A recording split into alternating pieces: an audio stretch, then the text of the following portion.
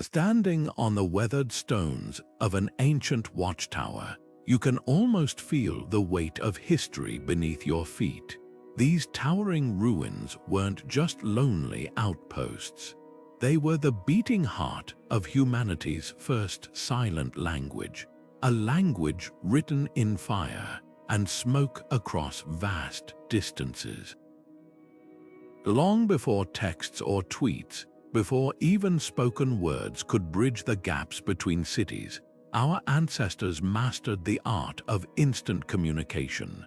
Picture this, a single flare of light leaping from one hilltop to another, racing faster than any human runner, carrying warnings of danger or calls for unity.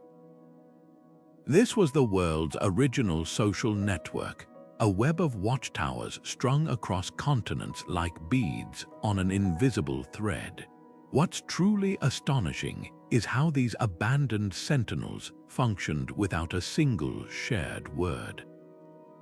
From the windswept steppes of Mongolia to the sun-baked plains of Mesopotamia, cultures who'd never met somehow arrived at the same brilliant solution, using towers as lifelines.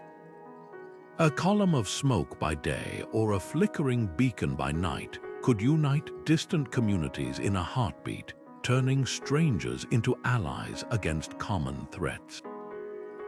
These signals were more than practical tools. They were the first embers of trust between far-flung tribes, proving that even in a world without maps or alphabets, humans found ways to say, "We're in this together." Today, we take global communication for granted, but the genius of these ancient networks still echoes in our modern systems. Every emergency alert, every satellite transmission, even the blinking lights of airplanes tracing paths across the night sky, they all owe a debt to those early watchtowers. Over the next few minutes, we'll unravel how these crumbling structures shaped civilizations, how their silent codes foreshadowed everything from cryptography to social media, and why their abandonment marked not an end, but a transformation. So come with me to the edge of history, where the stones still whisper secrets, and discover how fire and foresight built the bridges between us long before words ever could. The need for watchtowers grew as early villages blossomed into towns, and towns into cities, each expansion pushing the boundaries of human connection beyond what shouts or runners could bridge. Picture a world where the horizon wasn't just a line but a frontier of danger, where a distant dust cloud might mean raiders or a flicker of light could signal salvation. That's why the first watchtowers weren't built as lonely monuments but as lifelines, rising from hilltops and cliffs like the outstretched arms of a community refusing to be isolated.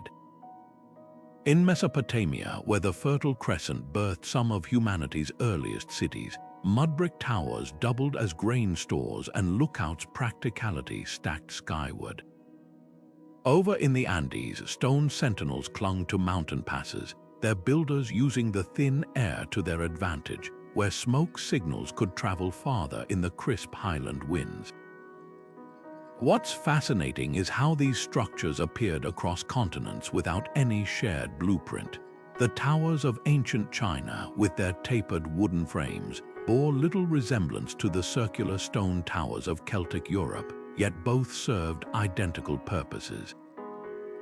This wasn't coincidence, it was human ingenuity solving the same urgent problem: how to shrink vast distances into something manageable. A shepherd in Anatolia might never meet a farmer in the Indus Valley, but both knew the value of height when danger loomed. And height wasn't just about seeing farther, it was about being seen. A watchtower's true power lay in its visibility, acting as both eye and beacon in one. But these towers were more than emergency tools, they were early experiments in infrastructure. Archaeologists have found networks where towers were spaced precisely at the maximum distance a signal fire could be seen, often around 15 to 20 miles apart depending on terrain. That's no accident. It reveals a sophisticated understanding of optics and geography long before the invention of maps. Some towers even aligned with solstice sunrises, suggesting their builders used celestial cues to calibrate sightlines. Imagine the coordination required to erect these sentinels. Quarries opened, roads cleared, and teams stationed for years, all to keep a silent vigil over lands where language hadn't yet woven people together. Their decline came not from failure but from progress. As alphabets spread and riders could carry scrolls instead of shouts, the tower's urgency faded. Yet their DNA persists in every fire lookout station, every lighthouse, even every cell tower that dots our modern landscapes. The stones may have crumbled, but the idea remains unbroken. That connection, in any form, is the foundation of survival. Long before the first structured languages formed, humans had already mastered a universal code, one written not in letters but in light and sound. Picture a valley at dusk where a sudden flare on a distant ridge triggers a chain reaction of fires, leaping from peak to peak like a pulse. This was communication stripped to its essence, urgent, immediate, and wordless. Early societies didn't need grammar to understand the difference between a single steady flame and a rapid series of flickers. The message was in the pattern itself, a primal language of survival. What made these signals so powerful was their simplicity. A column of smoke rising straight into the sky might mean all is well, while a zigzagging plume could signal danger. At night, the rhythm of fire beats 3 quick flashes, then silence might summon allies, while a continuous glow warned of approaching threats. These weren't just random gestures but a refined system, honed over generations. Archaeologists have found evidence that some cultures even developed regional dialects in their signals, using variations in smoke color or fire placement to indicate specific tribes or types of emergencies. The genius of watchtowers was how they transformed these signals into something transcendent. A shout might carry half a mile, but a tower's beacon could be seen for 20 miles or more, multiplying the speed of communication exponentially.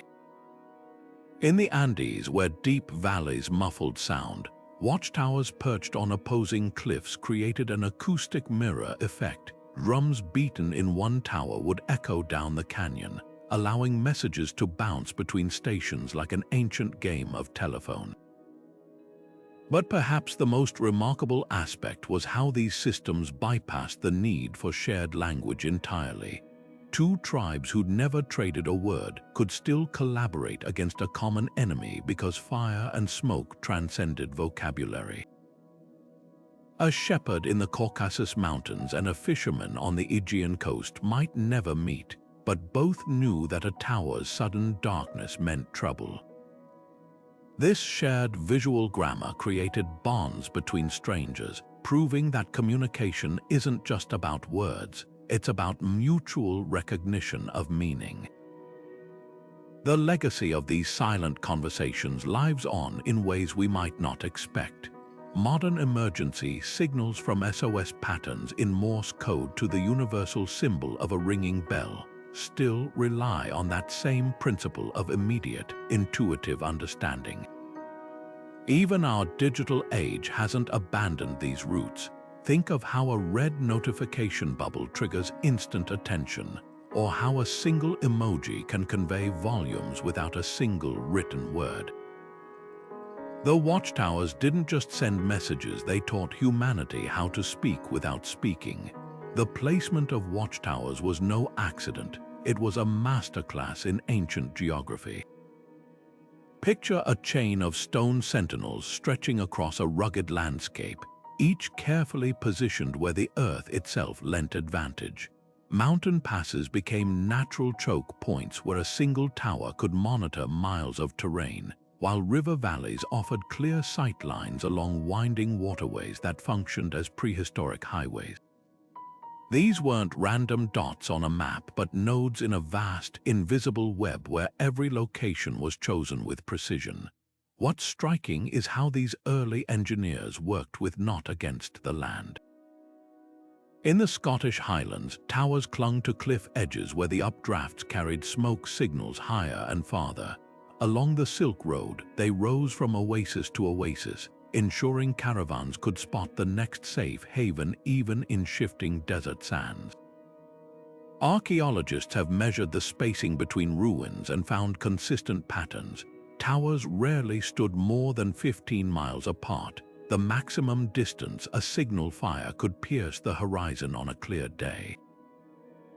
This wasn't guesswork, it was applied science, an understanding of curvature of the Earth and atmospheric visibility that predated formal physics by millennia.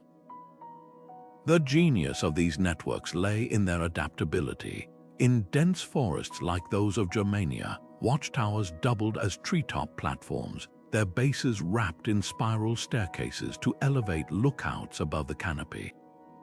Coastal towers from Portugal to Lebanon often incorporated reflective pools to amplify sunlight, creating daytime flashes that could outpace smoke.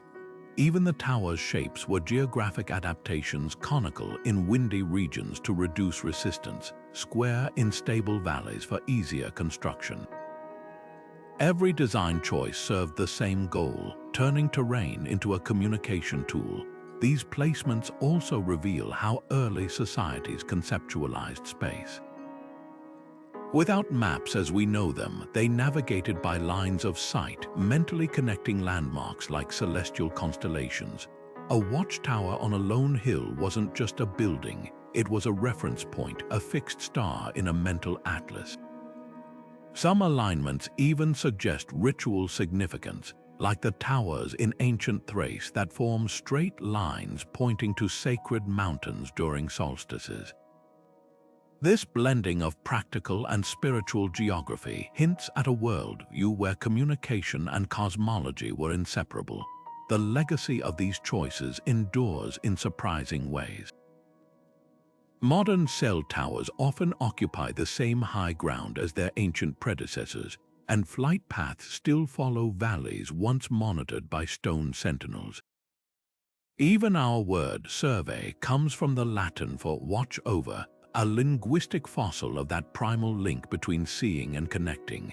The next time you check a GPS, remember, we're still mapping the world, just with satellites instead of smoke.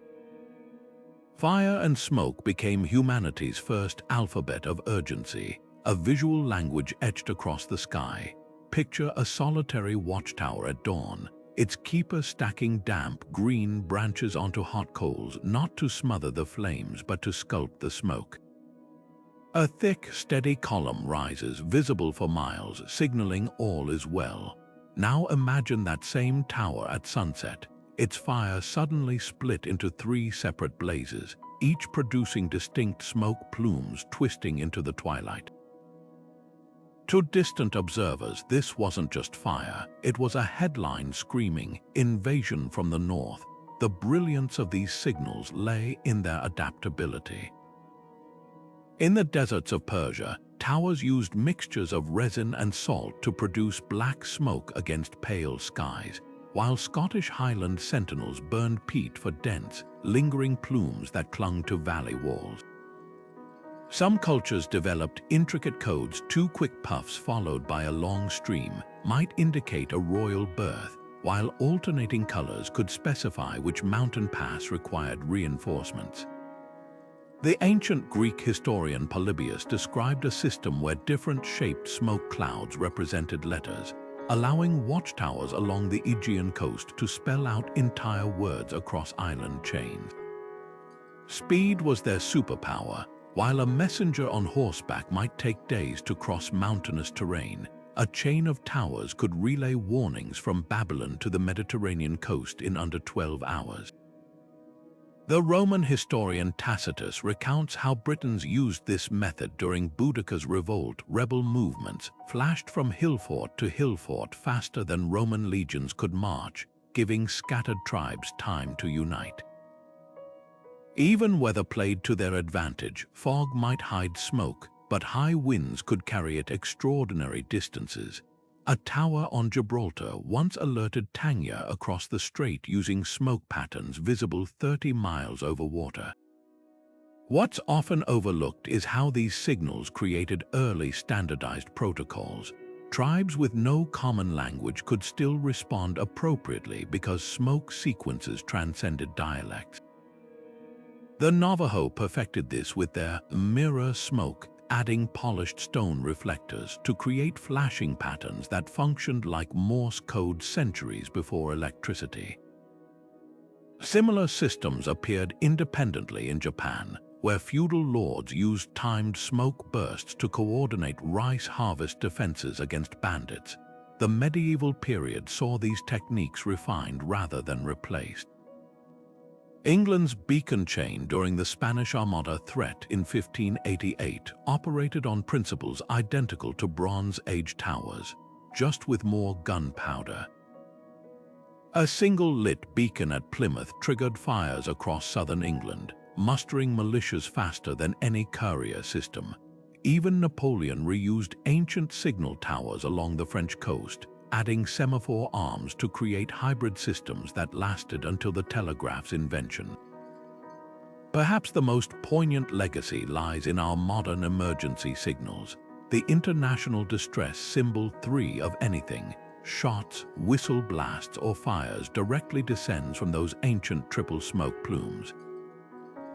When search teams scan horizons for signs of lost hikers, they're unconsciously replicating the same vigilant gaze as a Neolithic watchman.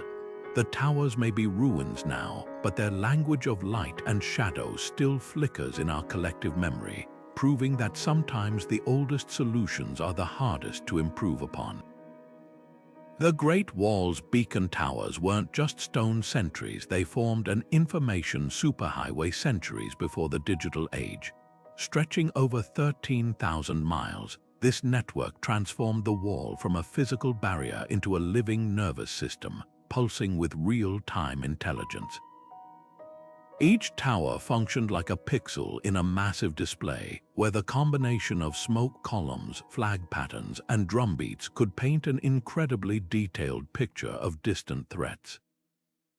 Historical records from the Ming Dynasty reveal how a single watchman spotting Mongol riders would trigger a cascade of signals.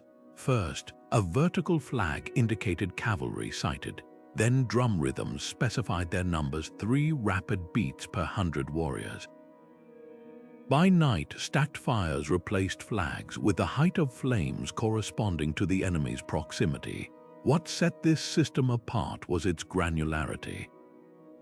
A tower near Badeling might send up 2 smoke columns with a yellow flag, signaling approximately 500 infantry approaching from the northwest. Within minutes, that message would leapfrog along the wall through a relay of towers, each adding local observations like wind direction that might affect arrow volleys. The system even had error correction built in.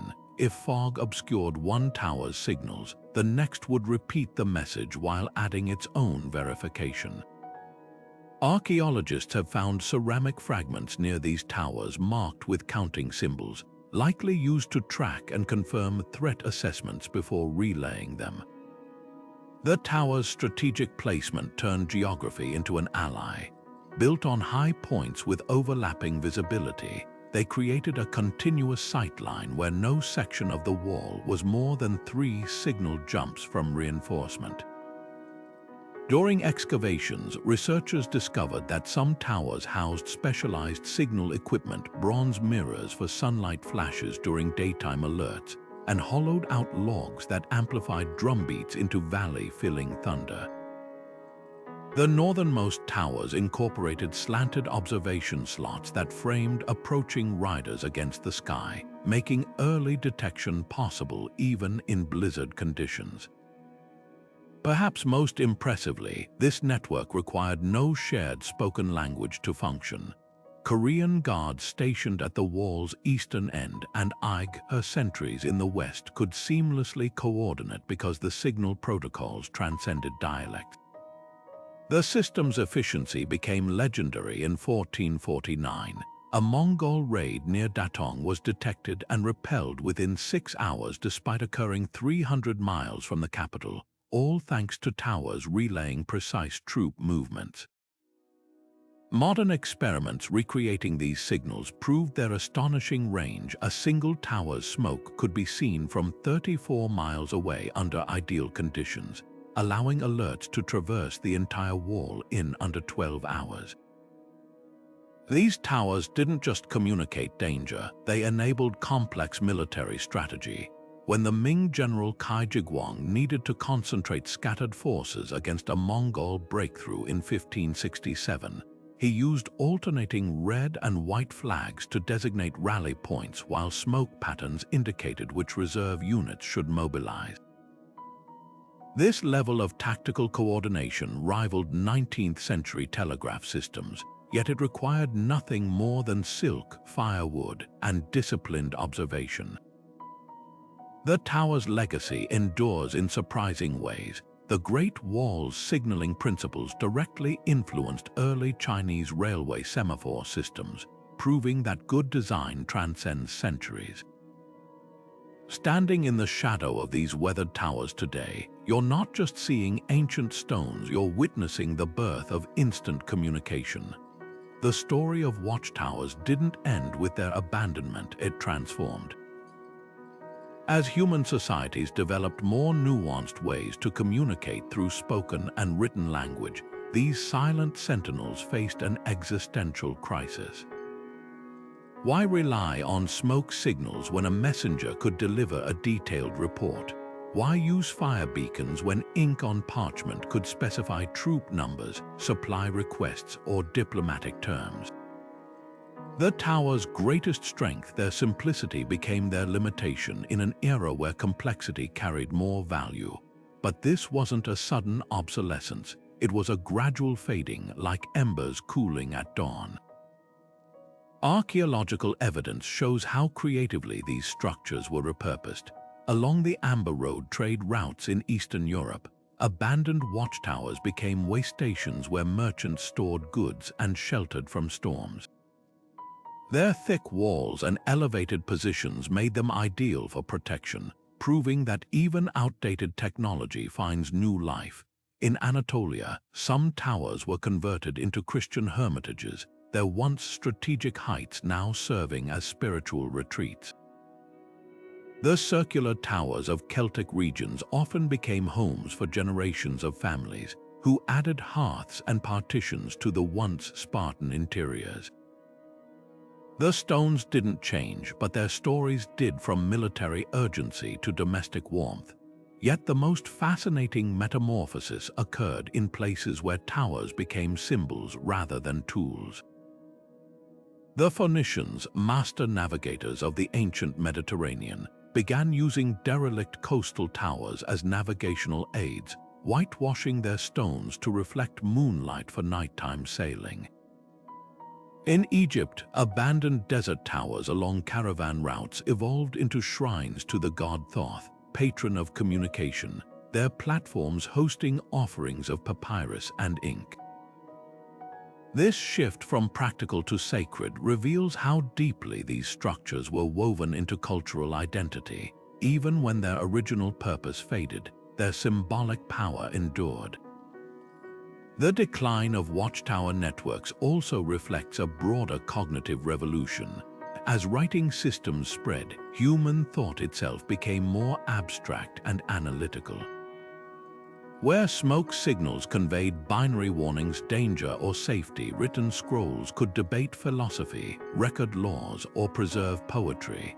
The tower's limitations became apparent. You couldn't send a treaty or a tax record via firelight. But their legacy persisted in unexpected ways.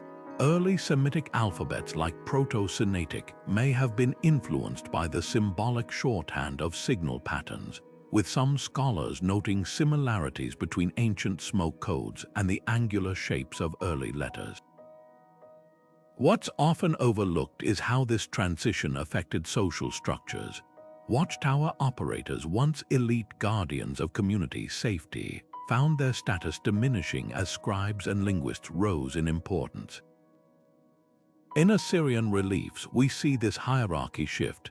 Carvings from the 9th century BCE show signalmen standing behind court scribes, their once proud role now secondary. Yet even in decline, they left fingerprints on history. The Roman Empire's cursus publicus, the first organized postal system, employed former watchtower sites as relay stations, recognizing their strategic placement along road networks. The true testament to these towers' influence lies in their stubborn refusal to disappear entirely. While their heyday passed, echoes of their function persisted for millennia. Medieval monks adapted their designs for bell towers, using sound instead of light to mark time and danger. Renaissance mathematicians studied their sightline geometries to develop optical telegraphy. Even today, emergency responders use mountaintop repeater stations that function on the same basic principle: height plus visibility equals connection. The towers didn't vanish, they simply shed their skins, reappearing in forms suited to new eras. Their abandonment wasn't an ending, but an evolution, one that continues every time we check a smartphone notification, unaware we're participating in a chain of communication stretching back to the first fire lit on a lonely hilltop. Watchtowers did far more than relay danger. They sculpted the earliest social fabric, stitching isolated communities into something greater than the sum of their parts. Imagine a Neolithic farmer in central Anatolia, glancing up at dusk to see a distant tower's flame flicker to life. That spark wasn't just information, it was reassurance, proof that someone out there stood guard, that his family's safety was part of a larger pact. These networks created invisible bonds between strangers, turning parochial villages into nodes in a vast, interdependent system. The psychological impact was profound. Studies of modern tribal societies show that shared vigilance breeds trust, and watchtowers institutionalized this principle millennia before social scientists gave it a name. In Sardinia, neuralgic towers dating back 3,000 years doubled as communal gathering spots where alliances were sealed over meals cooked on signal fires. The act of maintaining a tower's flame became ritualized, like the Olympic torch relay of antiquity. Villagers took turns supplying firewood or staffing lookouts, fostering cooperation that spilled beyond emergencies into trade and intermarriage. Archaeologists find matching pottery styles radiating outward from tower clusters, evidence of cultural exchange sparked by these connections. Trade routes flourished under the tower's watchful gaze. Along the Incan Cuhapac Nyan road system, way stations with sightlines to watchtowers became market hubs where goods traveled with reduced risk of banditry. A textile merchant from Cusco and an obsidian trader from Quito might never speak each other's language, but the shared reliance on tower signals created enough trust to barter. This was globalization in its infancy, not through treaties or currencies, but through the mutual understanding that safety enabled prosperity. The towers also forged early political alliances. Celtic hill forts across Britain and Gaul used synchronized beacon lighting during festivals to demonstrate unity against Roman expansion. Julius Caesar himself wrote of how Britain's coordinated signals allowed isolated tribes to muster armies with startling speed.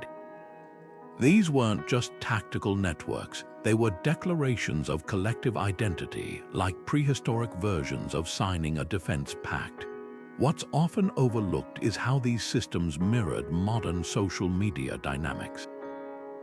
A tower's fire served as both status update and call to action. Think of it as the original like and share. Just as algorithms today connect like-minded users across continents, watchtowers created communities of interest among distant groups facing similar threats. The Berbers of North Africa developed a signal dialect distinct from their spoken language, allowing desert clans with different dialects to coordinate against raiders. This linguistic innovation foreshadowed internet subcultures developing their own shorthand. The legacy of these Stone Age networks lingers in unexpected ways. Medieval guild halls often incorporated watchtower designs as symbols of communal protection, while modern neighborhood watch programs unconsciously echo the same ethos. Even the concept of keeping the home fires burning stems from this ancient practice, transforming a survival tactic into a metaphor for connection. The towers remind us that technology doesn't create community. It merely amplifies our innate desire to belong, whether through flames on a hilltop or pixels on a screen. The silent stones of ancient watchtowers have started speaking through modern archaeology, revealing secrets our ancestors never wrote down. Excavations across the Eurasian steppe uncovered circular foundations with layers of charred soil, not from accidental blazes, but from meticulously maintained signal fires that burned for generations. At a site in modern-day Bulgaria, archaeologists found a watchtower's base containing 32 distinct ash layers, each separated by thin strata of sand, showing how keepers regularly cleared debris to maintain signal clarity. Nearby, a cache of marked pebbles suggests an early coding system, smooth stones for peaceful days, notched ones indicating threats, a binary language predating computers by millennia. Some of the most compelling evidence comes from unexpected places. In the Orkney Islands off Scotland's coast, researchers mapping Neolithic towers discovered their alignment matched not just territorial sightlines but also the midwinter sunrise. During excavations, a broken stone slab etched with crescent shapes was found precisely where the December solstice light would strike it, proof these structures served as both sentinels and calendars. Similar celestial alignments appear in Jordan's desert towers, where gaps between stones frame specific stars used for navigation and seasonal signaling. This dual purpose solves an old mystery. How did tower keepers coordinate message timing across vast distances without clocks? The answer was written in the sky itself. The scale of these networks becomes staggering when viewed from above. LiDAR scans in Central America revealed previously unknown Maya watchtowers connected by straight causeways, forming grids that allowed smoke signals to traverse dense jungle. Each tower sat at exact intervals of 19 Mayan tons, about 6.5 modern miles, a standardized measurement proving advanced planning. Even more remarkably, chemical analysis of residue in Turkish tower hearths identified traces of copper and sulfur additives that would have produced colored smoke for complex messaging. This wasn't crude fire management, it was early chemical engineering. Artifacts tell personal stories too. A Bronze Age tower in Sardinia yielded a broken clay tablet near its entrance, imprinted with a child's handprint beside adult fingerprints, perhaps a family stationed there for generations. In Mongolia's Altai Mountains, excavators found towers with arrowhead caches still stacked in readiness, their iron tips wrapped in sheepskin to prevent rust during long vigils. These intimate finds transform crumbling ruins into spaces where we can almost hear the whispers of ancient lookouts straining to see the next towers flame through a storm. The most tantalizing discoveries challenge our assumptions. Off Wales coast, marine archaeologists identified submerged towers now 20 feet underwater, proof that rising seas swallowed parts of this communication web. Their positioning indicates coastal networks may have been far more extensive than land-based ones, using reflective seawater to amplify signals. Meanwhile, in India's Thar Desert, excavations uncovered towers containing parrot skeletons with metal leg bands, suggesting some cultures used trained birds to supplement visual signals when monsoons obscured visibility.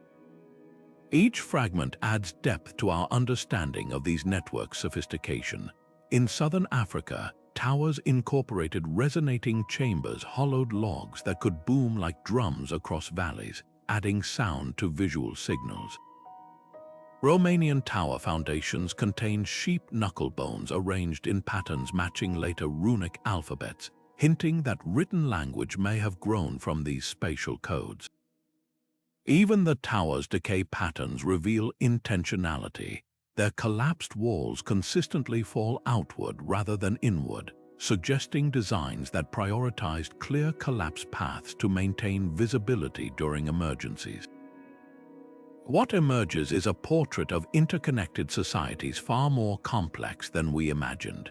These weren't isolated outposts but nodes in a global nervous system, using fire, stone, and starlight to sustain what may have been humanity's first worldwide web, one that required no words to unite distant civilizations under shared purpose.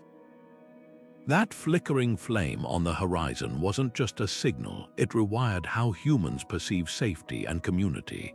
Picture a Bronze Age family settling for the night, their eyes drawn to the orange glow piercing the darkness from a nearby watchtower. That fire meant two things simultaneously. Danger could be spotted early, but its very existence confirmed danger was out there. This psychological cocktail, equal parts reassurance and unease, created a collective mindset where vigilance became woven into daily life. Archaeologists find evidence of this duality in ancient settlements. Villages closest to watchtowers show higher concentrations of weapons buried beneath home floors, yet also display more trade goods from distant regions. People prepared for threats while trusting the system enough to engage beyond their immediate circle. The tower's presence fundamentally altered social behavior. In Anatolia, researchers discovered clay tablets detailing merchant contracts that included clauses about watchtower visibility. Goods transported within sight of functioning towers commanded higher prices because buyers perceived them as safer. Conversely, excavations along the old Celtic frontiers reveal abandoned farmsteads precisely where gaps in watchtower sightlines occurred, suggesting families refused to settle where they couldn't see the protective flames. This wasn't just practical risk assessment, it was the birth of psychological dependency on surveillance systems. Modern experiments with reconstructed towers reveal surprising insights about their deterrent effect. When researchers stationed actors dressed as ancient soldiers near a replica Welsh watchtower, passing travelers altered their routes to stay visible to the tower, even when it added hours to their journey. The same behavior appears in contemporary settings. Studies show pedestrians are 70% more likely to obey traffic signals when surveillance cameras are present, mirroring how ancient watchtowers influenced movement patterns. The instinct to stay within someone's line of sight appears hardwired into human psychology after millennia of conditioning by these structures.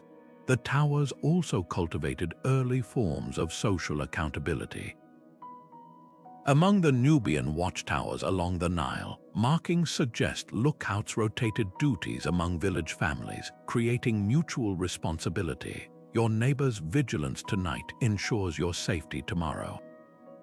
This fostered communities where individual actions carried collective consequences, a concept that echoes in modern neighborhood watch programs. The psychological impact extended even to those manning the towers. Analysis of skeletal remains from tower sites shows distinct wear patterns from years of squinting into distances, along with enlarged ear canals in coastal towers where keepers trained to interpret faint drumbeats over crashing waves. Perhaps most strikingly, this ancient system shaped our very perception of authority. In cultures from the Minoans to the Mississippians, watchtower designs gradually incorporated temple-like features, blending spiritual and secular power. A tower's height didn't just improve visibility, it lifted its keepers metaphorically above the populace, creating early hierarchies where those who controlled information commanded respect. This dynamic persists today in how societies view everything from air traffic control towers to the panopticon-like designs of modern government buildings. The Watchtowers taught humanity an enduring lesson. Whoever controls the sightlines controls the narrative. The legacy of this psychological conditioning surfaces in unexpected ways. Children's games across cultures, from King of the Hill to Lookout roleplay, recreate tower dynamics unconsciously. Urban designs still cluster important buildings on high ground, not just for defense but for psychological dominance. Even our language preserves these ancient impressions. Terms like overlooking a problem or keeping an eye out stem from Watchtower-era cognition. The flames may have died out centuries ago, but their light still flickers in how we instinctively seek safety in visibility and structure our societies around observed spaces. The flashing alert on your phone during a storm warning shares more DNA with ancient Watchtower fires than you might realize. Both systems operate on the same three timeless principles: spotting threats, broadcasting alerts, and triggering responses, just separated by a few thousand years of technological polish. Modern satellites orbiting Earth function like celestial watchtowers, their electronic eyes scanning for wildfires or missiles instead of Mongol hordes, while emergency broadcasts have become our collective smoke signals, pulsing through fiber optic cables rather than mountain air. Consider the uncanny similarities in coverage gaps. Ancient signal networks had blind spots where valleys or weather-blocked sightlines. Today we call these dead zones where cell towers can't reach. The solution in both eras: more towers. Just as the Romans built intermediate watchtowers to bridge visibility gaps between major forts, telecom companies now install microcells in urban canyons and rural areas. Even the terminology persists. We still refer to network nodes, a direct linguistic descendant of those stone and flame way stations dotting ancient landscapes. Parallels grow more striking when examining failure modes. Watchtower networks collapse during sandstorms or heavy rain, just as modern grids falter during solar flares or cyber attacks.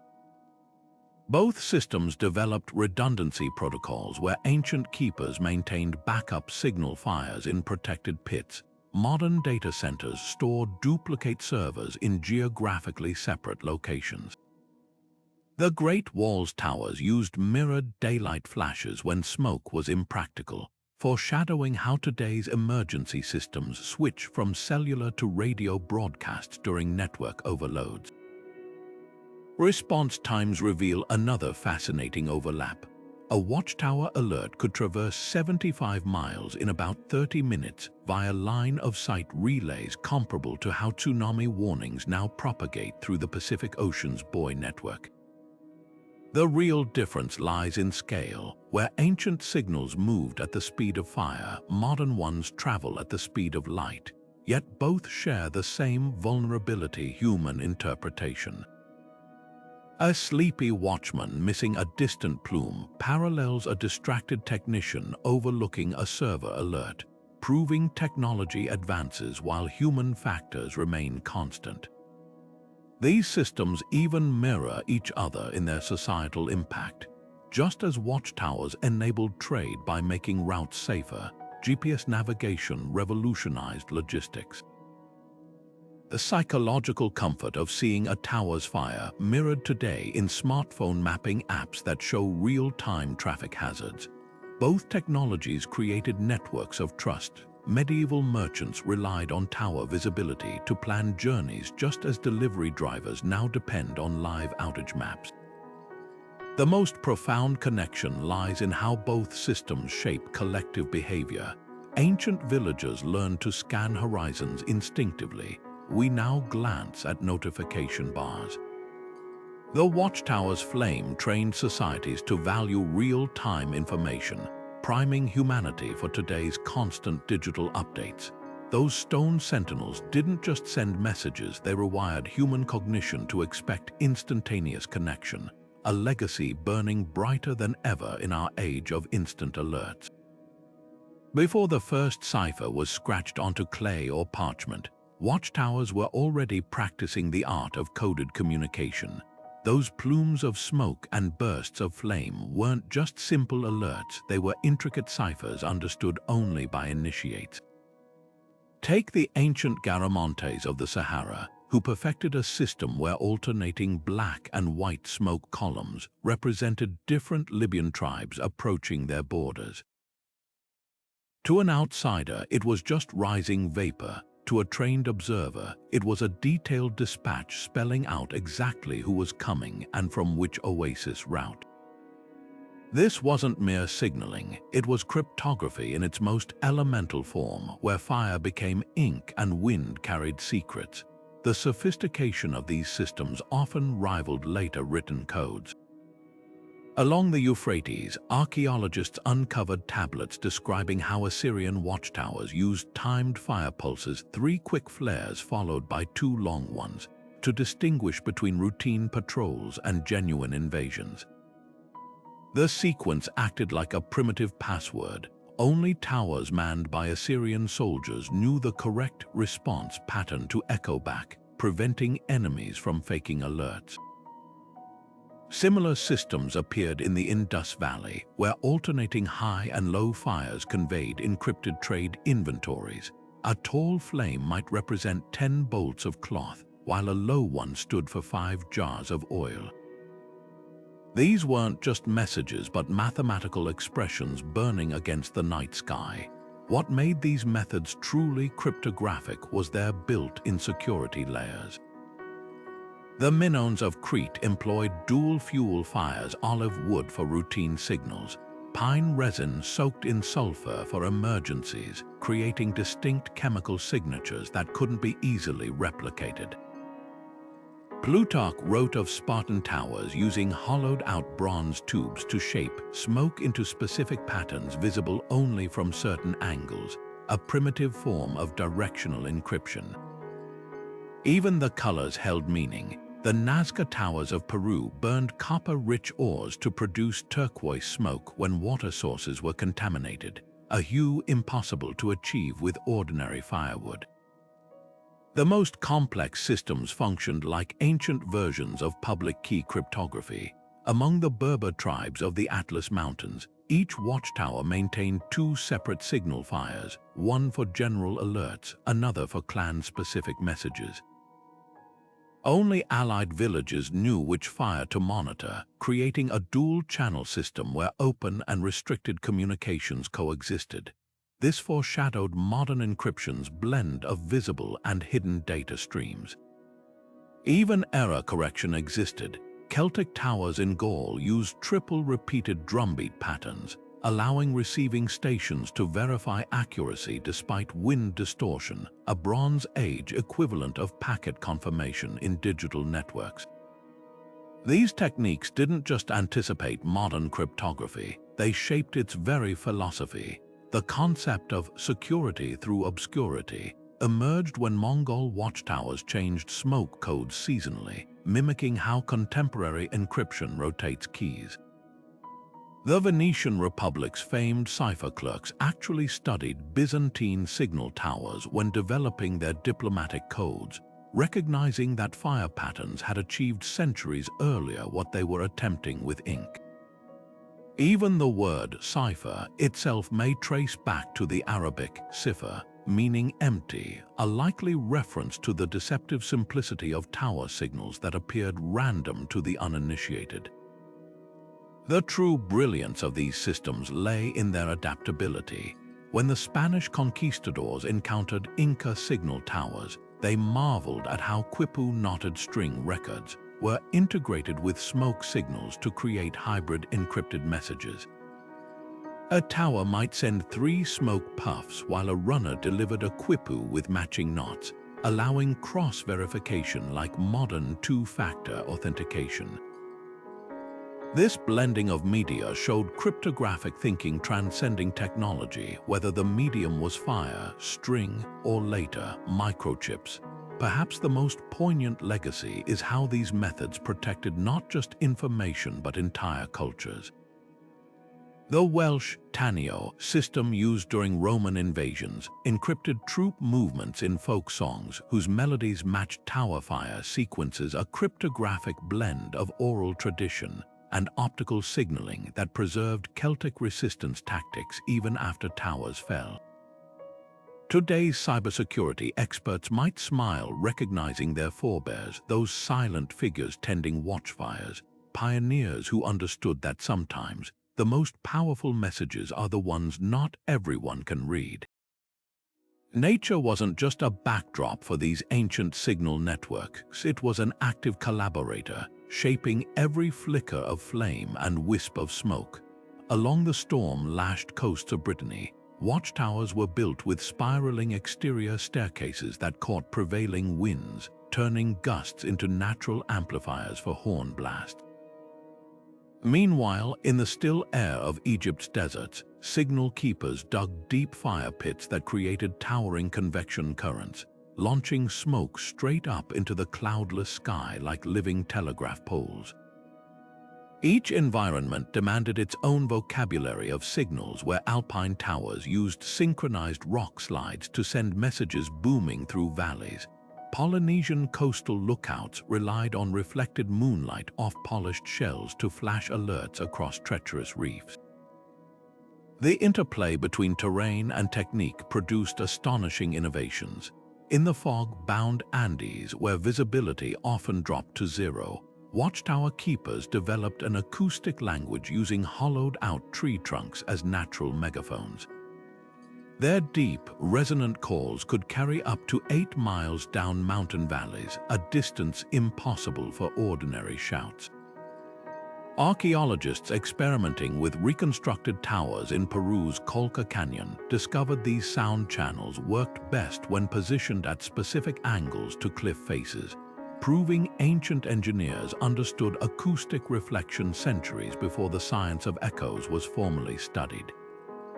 Similarly, towers along the Silk Road's Taklamakan Desert incorporated sunken water cisterns that created mirage-like distortions during extreme heat, allowing keepers to send shimmering visual codes that danced on the horizon. Weather patterns became integral to the signaling calculus. Scandinavian towers stored different types of wood birch for bright flames during endless summer nights, resinous pine for smoky winter beacons when daylight was scarce. The Anasazi towers of the American Southwest aligned their signal slits with seasonal wind patterns, ensuring smoke would always blow toward the next station regardless of the time of year. Even precipitation played its part. Mesoamerican towers used rainwater collection systems to create steam signals during tropical downpours when fires were impossible to maintain. These weren't just workarounds, they represented a profound synchronization between human ingenuity and environmental rhythms. The most ingenious adaptations emerged where conditions were harshest. In Siberia's frozen tundra, where winter temperatures could extinguish any flame, watchtower keepers suspended blocks of clear ice carved into lenses, focusing weak sunlight into blinding flashes visible across the snowscape.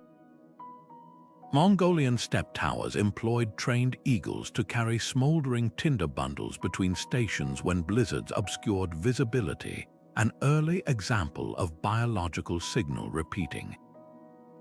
Along the Nile Delta, reeds were woven into enormous movable screens that could redirect smoke plumes against stubborn winds, creating adjustable signaling angles that functioned like prehistoric satellite dishes. These regional variations reveal a global pattern of environmental problem-solving. Tower designs in forested regions like Germania featured rotating platforms that could elevate fires above treetops during leafy summers, then lower them for wind protection in winter.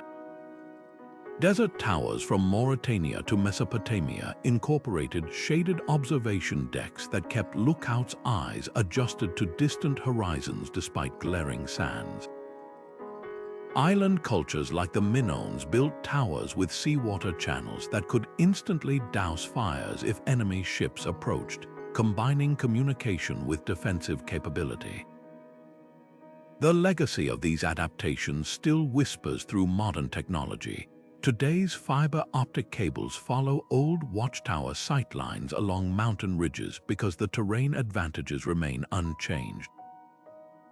Emergency broadcast systems still factor in local weather patterns when selecting transmission frequencies, just as ancient keepers chose signal methods based on prevailing conditions. Even our language preserves these ancient synergies. Phrases like broadcasting and line of sight originated in these early environmental adaptations.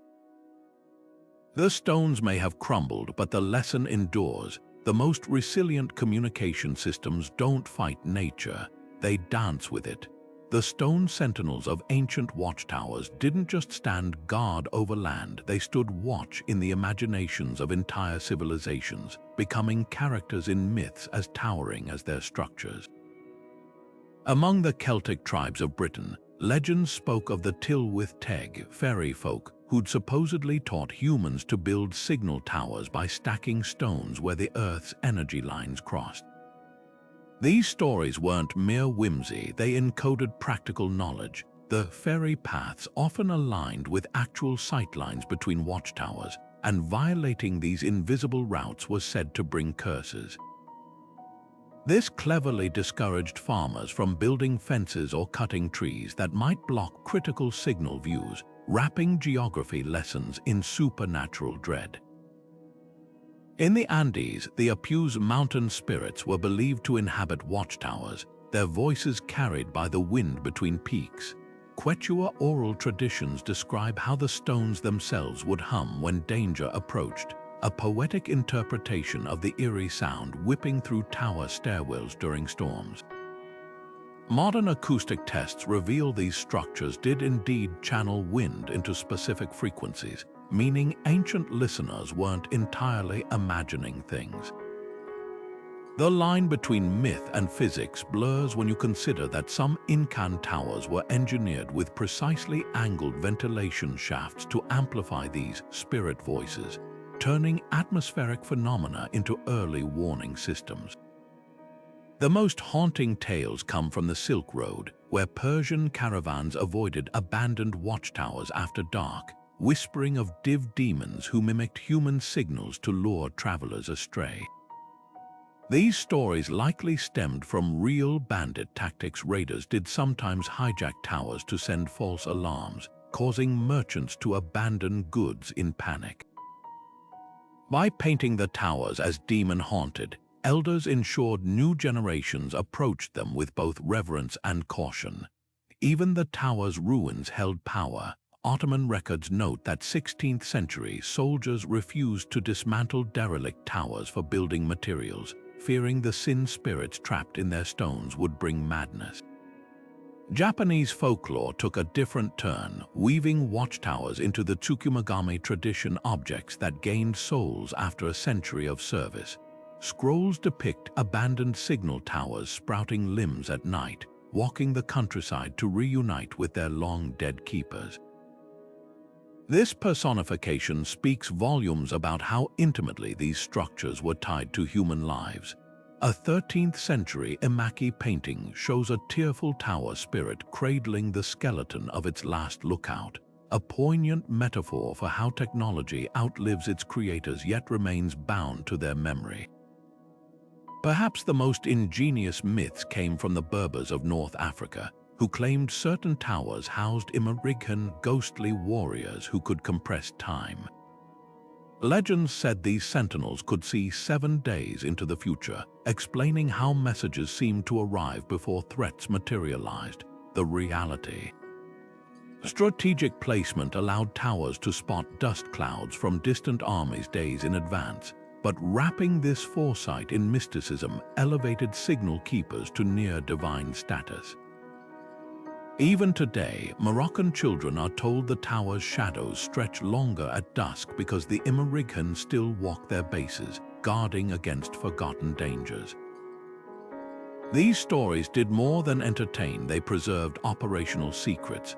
A Welsh myth about the giant Bran placing his severed head on a tower to keep speaking warnings may sound grotesque, but it mirrors the practice of mounting skulls on poles as territorial markers.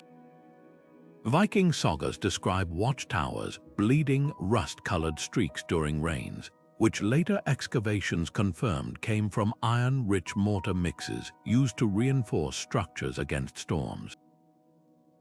Every supernatural detail often held a kernel of practical truth, ensuring critical knowledge survived generations even when the original purpose faded into legend. The tower's mythic afterlife proves their psychological impact. Long after their fires cooled, they lingered as cultural touchstones, the original haunted houses, the first monuments to humanity's hunger for connection. When Scottish shepherds today speak of the Gilly Dhu still tending phantom beacons on abandoned towers, or Navajo elders warn against disturbing Anasazi signal sites where stone voices grow restless, they're keeping alive the awe these structures inspired. The greatest testament to their power isn't in the stones left standing, but in the stories that refuse to die. The flickering flames of Watchtower signals didn't simply vanish with the rise of written language, they smoldered beneath the surface of history, igniting new forms of communication that would shape the modern world. Picture a 15th century sailor squinting at colorful flags dancing atop a distant ship's mast. Those fluttering fabrics weren't just decoration, they were direct descendants of ancient smoke signals, now adapted to the rolling seas where fire was impractical. Maritime flag codes perfected what watchtowers had pioneered, a visual language transcending spoken words, where each combination of colors and patterns conveyed precise meanings across linguistic barriers. The British Admiralty's 1805 signal book, with its thousands of flag permutations allowing ships to transmit everything from battle orders to requests for medical supplies, was essentially a Bronze Age smoke code dressed in sailcloth. On land, the semaphore towers of 18th century Europe took the watchtower's line of sight principle and supercharged it with mechanical precision. Claude Chapp's towering wooden arms, pivoting like giant clock hands across the French countryside, could relay a message from Paris to Lille in under 30 minutes, a speed unimaginable to riders or runners. Yet the underlying concept was ancient. Just as Neolithic signal fires used height to extend their reach, semaphore stations perched on hilltops and church steeples to maximize visibility.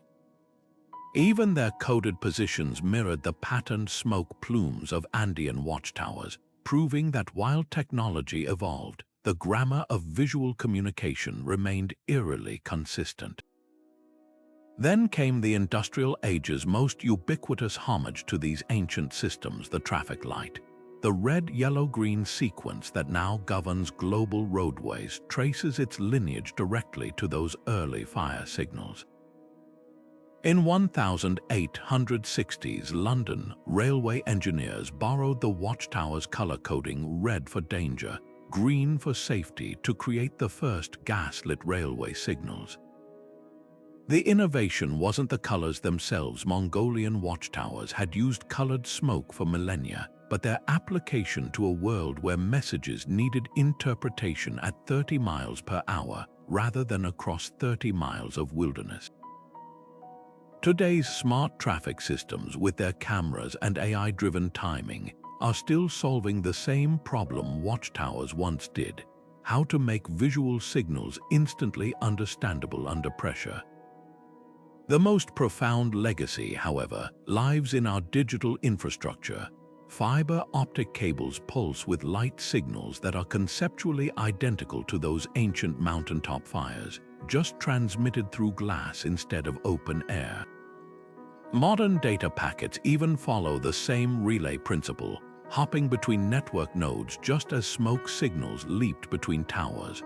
When emergency alerts flash across smartphones during disasters, they're fulfilling the same primal need that once sent watchtower flames licking the night sky, the urgent human imperative to say, "Heads up, danger approaches." What's remarkable isn't just the persistence of these methods, but how they've hybridized. Aircraft still use light guns for tower communication during radio failures, blending Stone Age and Jet Age technologies. The International Space Station's backup communication system includes Morse code, lights a direct link to both 19th century telegraphy and the pulse-coded fires of Celtic hill forts. Even the blinking LEDs on your router owe their existence to that first watchtower keeper who realized light could carry meaning across darkness. This unbroken thread reveals something fundamental about human ingenuity. From smoke plumes to satellite lasers, we've always sought ways to shrink distance through light. The mediums change, fire becomes flag, becomes fiber, but the essence remains, a spark of understanding leaping from one mind to another, faster than the wind, quicker than sound, bridging the gaps between us with nothing but brightness and shared meaning. Watchtowers transformed ancient battlefields into chessboards where information moved faster than armies could march. When Julius Caesar's legions pushed into Gaul, they didn't just face Celtic warriors, they confronted an intricate network of hilltop towers that allowed tribal forces to coordinate across hundreds of miles. These stone sentinels gave defenders a critical edge, spotting Roman movements hours before scouts could deliver reports, mustering reinforcements from multiple directions, and even luring invaders into ambushes by staging false retreats signaled between towers. The advantage wasn't just height, it was the gift of foresight, turning geography into a weapon as lethal as any sword. Hannibal Barca's legendary Alpine crossing in 218 BC showcased how watchtowers could be weaponized through deception. As Carthaginian forces navigated treacherous mountain passes, scouts reported Gallic watchtowers tracking their progress. Recognizing the system's vulnerability, Hannibal ordered captured Gallic clothing to be worn by his best climbers. These imposters scaled adjacent peaks after nightfall, lighting signal fires that mimicked authentic warnings but with reversed meanings. When local tribes mobilized toward the false alerts, they left their actual territories undefended. This early example of signal spoofing proved psychological warfare could be waged through communication networks long before electronic interference existed. The sophistication of military signal systems reached astonishing levels in Byzantine frontier forts. Procopius's chronicles describe 6th century towers along the Danube employing a tricolor smoke code, white for cavalry sightings, black for infantry, and ochre for mixed forces. But the real innovation lay in their relay stations. Positioning each tower stood within sight of two others at staggered elevations, creating redundancy if one fell. Modern military theorists note this resembles contemporary drone surveillance grids, where overlapping coverage compensates for individual failures. Excavations at these sites even revealed ceramic message cylinders designed to slide down guide wires between tower levels, allowing rapid information transfer without exposing messengers to arrows. Siege warfare revealed Watchtower's defensive genius. During the 1187 siege of Jerusalem, Saladin's forces faced a Crusader tower network that used polished bronze mirrors to flash sunlight between positions. These light bursts conveyed not just warnings but detailed instructions. 3 quick flashes meant reinforce the northern gate, while alternating long and short signaled prepare incendiary oils. The system's precision forced besiegers to attack towers first, often at catastrophic cost. Marco Polo later described similar mirror networks along the Great Wall, where guards could transmit a complete enemy disposition report across 15 towers in under 7 minutes, a command and control feat unmatched until the Napoleonic semaphore. Naval adaptations of watchtower tactics changed Mediterranean warfare forever. The Venetian arsenal's 14th century lagoon towers didn't just watch for enemies, they directed ship movements using coordinated flag and lantern signals that could deploy galleys like pieces on a maritime chessboard. Archives in Dubrovnik reveal how these systems evolved elaborate encryption. A 1352 naval engagement saw Venetian admirals using sail patterns from shore towers to fake distress signals, luring Geno's ships into crossfire zones. The practice became so effective that Mediterranean maritime laws eventually banned non-combatant vessels from displaying certain flag combinations, an ancient parallel to modern electronic warfare regulations. Perhaps the most striking legacy lies in how these ancient systems anticipated modern battlefield communication doctrines. The Roman castra system of marching forts functioned as mobile watchtower networks, with each temporary wooden tower maintaining visual contact to enable rapid legionary redeployment. During night maneuvers, shielded lanterns conveyed movement orders, direct precursors to today's encrypted squad radios. Chinese military treatises from the Warring States period described towers using tuned bells whose harmonics could indicate enemy numbers based on vibration patterns felt through stone floors, a haptic feedback system centuries ahead of its time. The psychological dimension proved equally potent. Assyrian reliefs depict conquered cities with watchtowers deliberately left intact but manned by imperial troops, a brilliant propaganda move demonstrating that the victors now controlled the very nervous system of the territory. In medieval Japan, samurai clans competed to build ever taller observation towers not just for functionality, but because their looming presence demoralized peasant uprisings before they began. This manipulation of perception through communication infrastructure reveals an eternal truth. Whoever controls the flow of information controls the battle long before the first physical blow is struck. The role of Watchtower signal keeper wasn't just a job, it was a sacred trust, often elevating individuals to near mythic status within their communities. In the cliffside towers of ancient Crete, frescoes depict lookouts wearing distinctive blue headbands, marking them as members of an elite caste exempt from all other labor.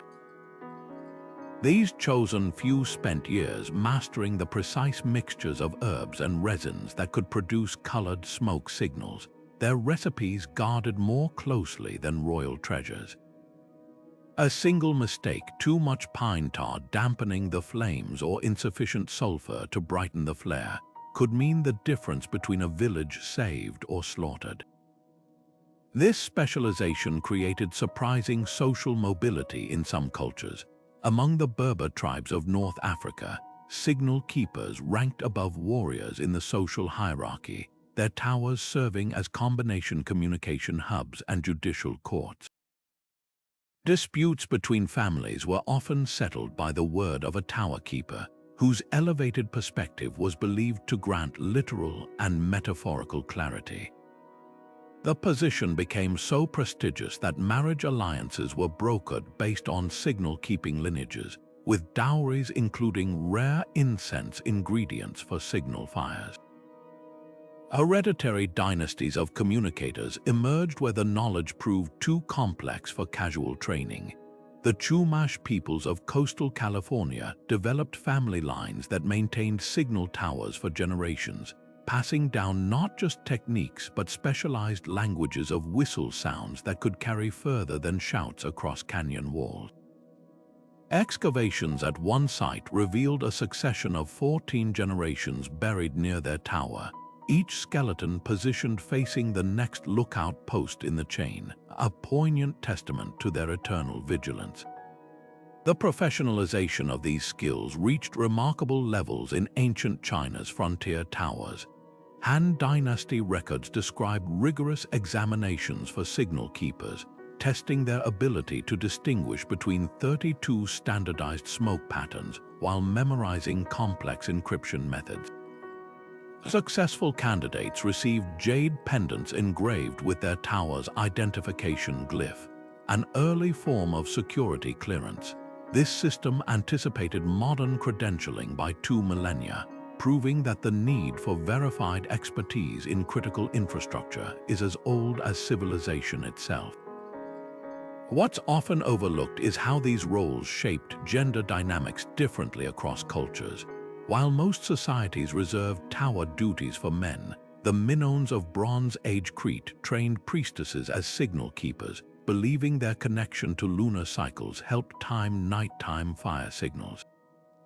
Meanwhile, Norse sagas tell of shield maidens like Thornbjörg who commanded coastal watchtowers, using polished shields to flash warnings across fjords. These exceptions reveal how vital communication roles sometimes transcended traditional divisions when survival was at stake. The psychological burden carried by these keepers left archaeological traces. In Scotland's Watchtowers, researchers found worn grooves in stone where generations of lookouts had paced during long vigils. At a Roman frontier post along the Danube, a soldier's diary scratched onto wax tablets recounts the terror of spotting barbarian movements at dusk, knowing his next signal would determine whether thousands lived or died. This weight of responsibility forged a unique mindset, part strategist, part psychologist, that still defines high-stakes communication roles today, from air traffic controllers to nuclear missile officers. The legacy of these specialized roles echoes in our modern vocabulary.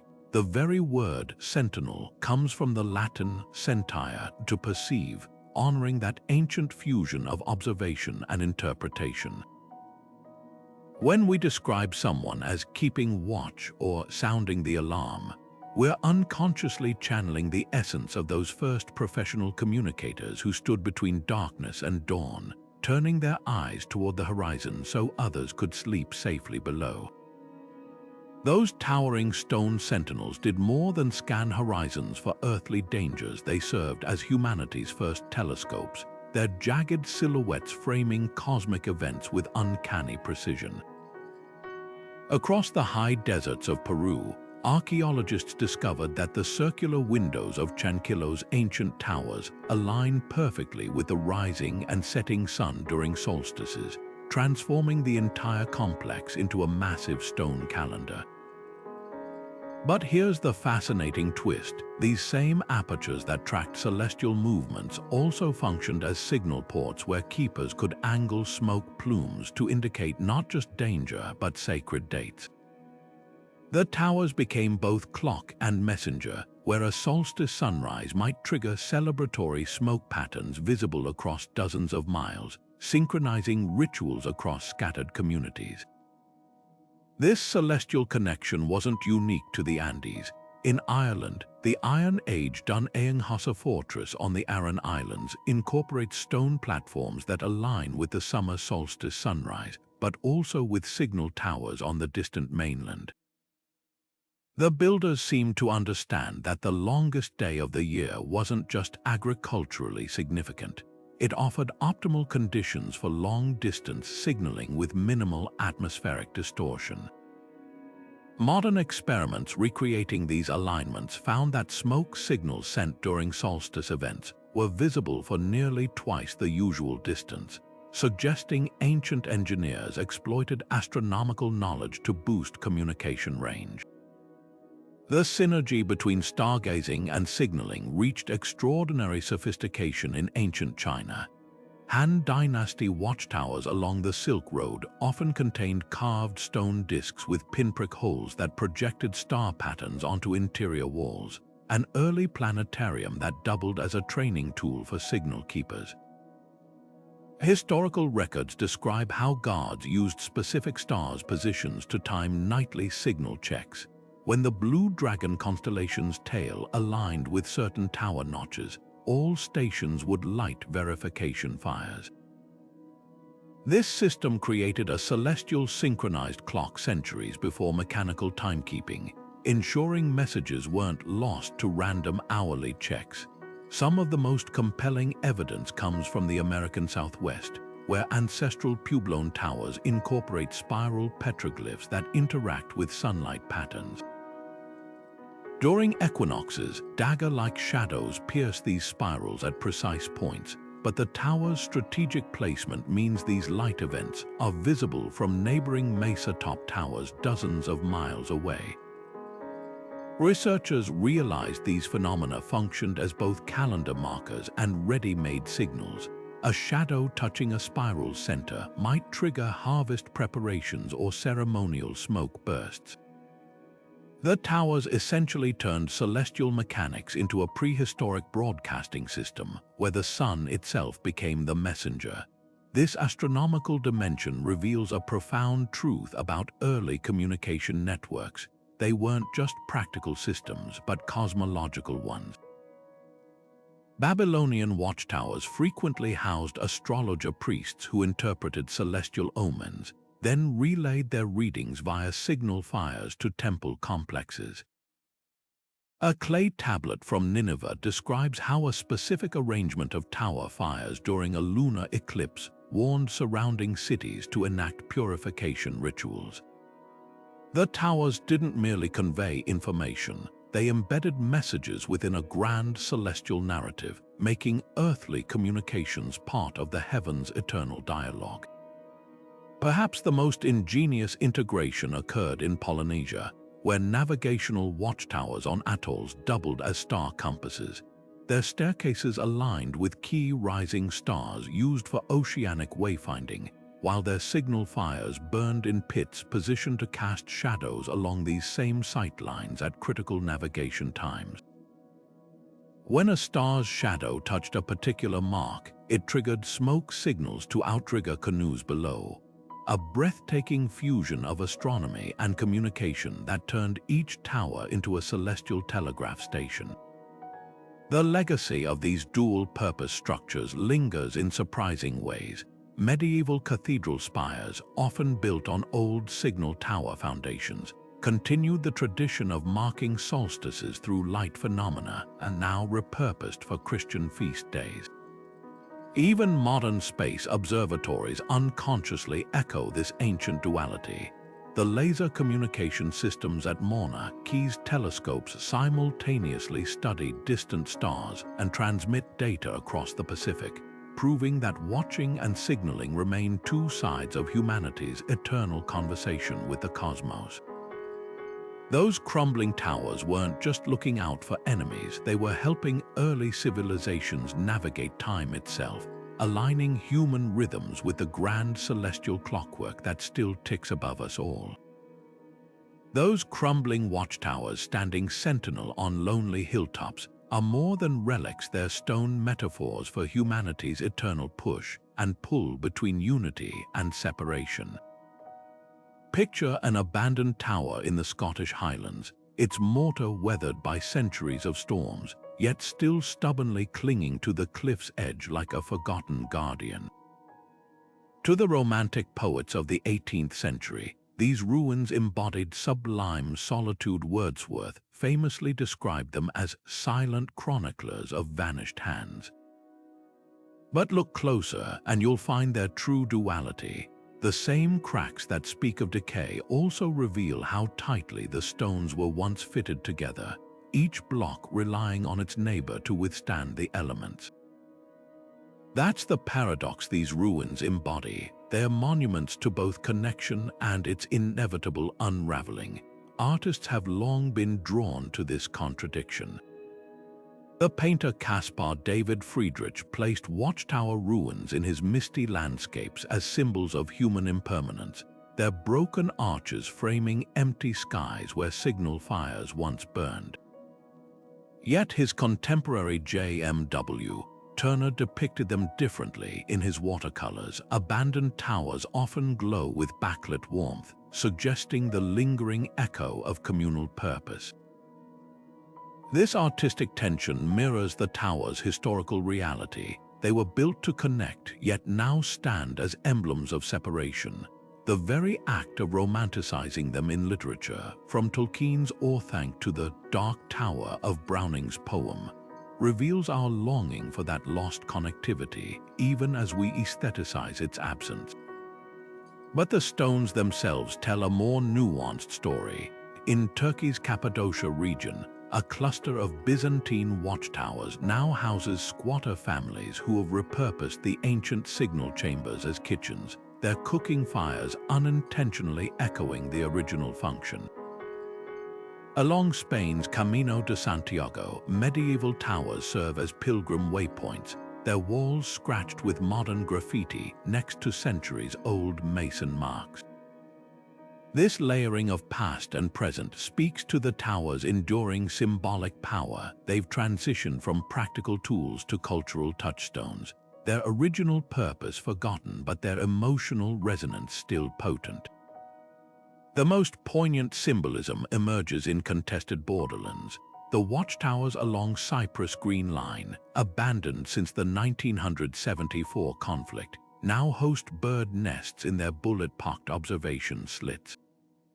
What were once instruments of division have become accidental sanctuaries, their concrete ledges cradling new life while human tensions remain unresolved below. Similarly, the derelict towers along the Korean DMZ have been reclaimed by endangered red-crowned cranes, nature's quiet rebuke to human discord. These transformations suggest that while our connections may fracture, the impulse to build bridges, even metaphorical ones, never truly disappears. What gives these ruins their enduring power is how they mirror contemporary anxieties. In an age of digital omnipresence yet pervasive loneliness, the Watchtower's dual symbolism feels eerily relevant. We've never been more connected technologically, yet the psychological distance between us often seems as vast as the gaps between those silent stone sentinels. Perhaps that's why urban explorers risk crumbling staircases to photograph abandoned towers at golden hour. The images go viral not just for their aesthetics, but because they tap into our collective unease about the fragility of connection. Yet the tower's ultimate lesson is one of resilience. However broken their walls, however faded their purpose, they persist not as perfect monuments, but as fragmented reminders that every era's communication networks, no matter how advanced, eventually become someone else's ruins.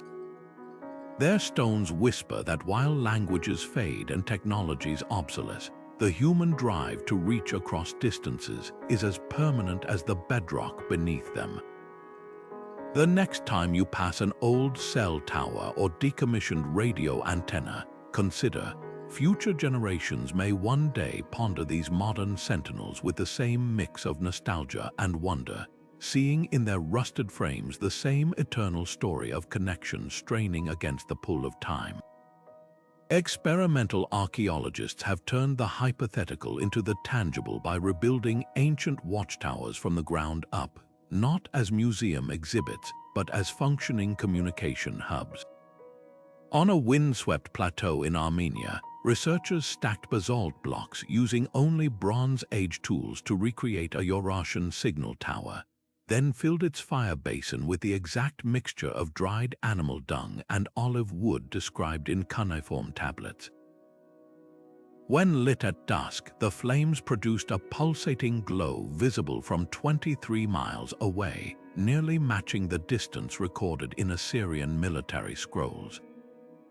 But the real revelation came when they attempted the Eurasian triple flash technique, 3 rapid bursts of flame created by covering and uncovering the fire with a woven asbestos blanket. Observers at the receiving tower correctly interpreted the pattern as a simulated enemy approach 97% of the time, proving these weren't just crude bonfires but precision instruments. Similar experiments in the American Southwest yielded even more surprising results.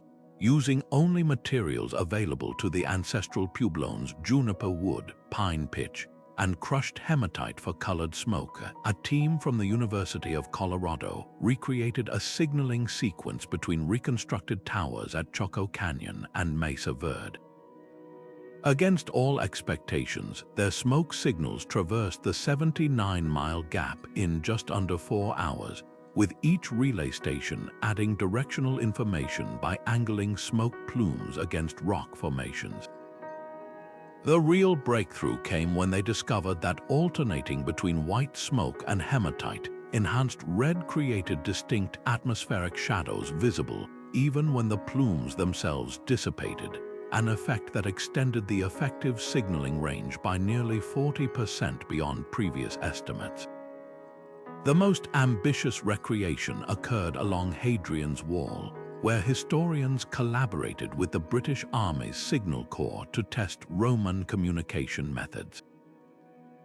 Using polished bronze mirrors to reflect sunlight during daylight hours and stacked peat fires after dark, they successfully relayed a message the entire 80-mile length of the wall in just 53 minutes, faster than a rider could have traveled even on paved roads.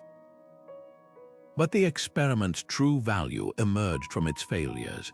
Foggy conditions revealed how the Romans likely used backup sound signals, with reconstructed Carnax war horns proving audible up to 2.5 miles between towers when blown from elevated platforms. This redundancy, visual and auditory signaling operating in tandem, showed a sophistication in ancient communication networks that rivals modern emergency broadcast systems.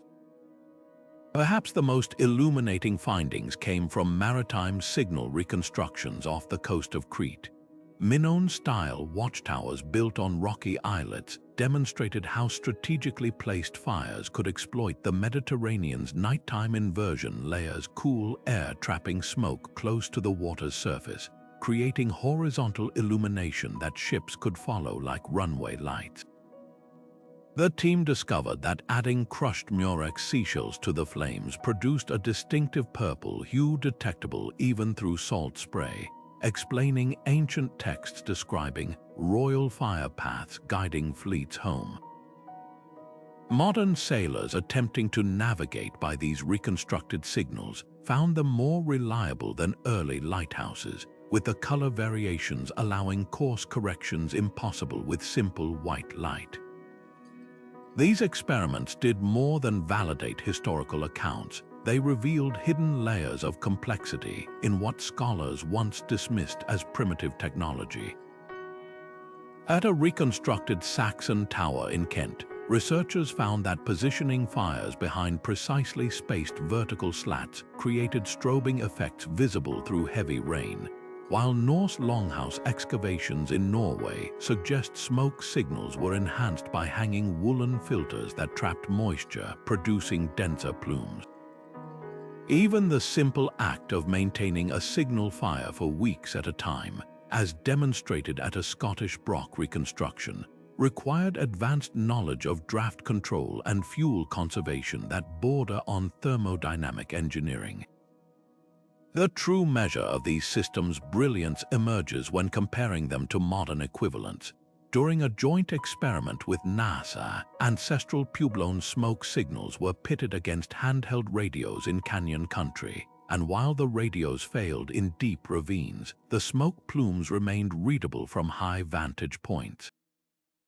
Similarly, when Syrian refugees trained in ancient signal techniques used them to guide nighttime border crossings during power outages, they achieved safer passage than groups relying solely on cell phones. These living tests prove that the Watchtower's legacy isn't just historical curiosity but enduring wisdom, that sometimes the oldest solutions remain the most resilient when modern technology falters. The silent watchtowers didn't stand alone. They had allies with feathers, fur, and keen instincts.